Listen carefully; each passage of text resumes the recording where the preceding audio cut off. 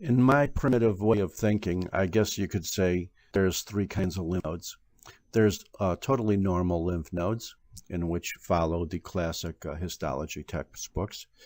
And then there's enlarged lymph nodes, and the enlargement may be because of benign hyperplastic or reactive changes, or they may be enlarged because they have primary or metastatic tumor. Well, in this lymph node, we can see, compared to all the other nice normal textbook lymph nodes that we've seen, is that the overall architecture is preserved in that you generally see nice well-formed follicles, and more towards the center you get these straighter linear areas like cords.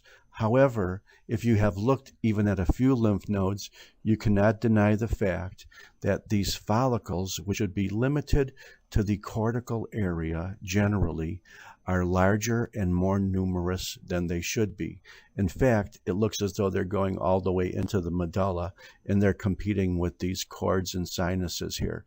This is an overabundance of follicles, which are larger and more numerous than they should be, but the overall architecture is preserved, and there's no evidence for tumor of any kind.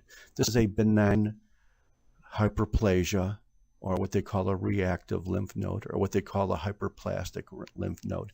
And because it's chiefly due to follicles, this is follicular hyperplasia of a lymph node.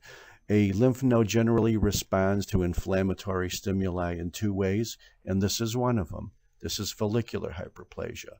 The other type, which we have seen before, and maybe we'll see again, is when the medullary cords and sinuses, especially the sinuses, become prominent, and they may overwhelm or push out or lessen the follicles. That one is called sinus histiocytosis, or a hyperplasia of the medullary sinuses.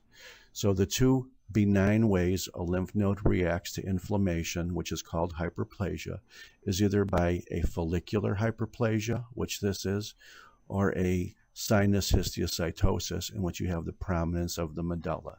Make a long story short, if the cortical follicles is one way of becoming hyperplastic, and the medullary cords and sinuses is a second way.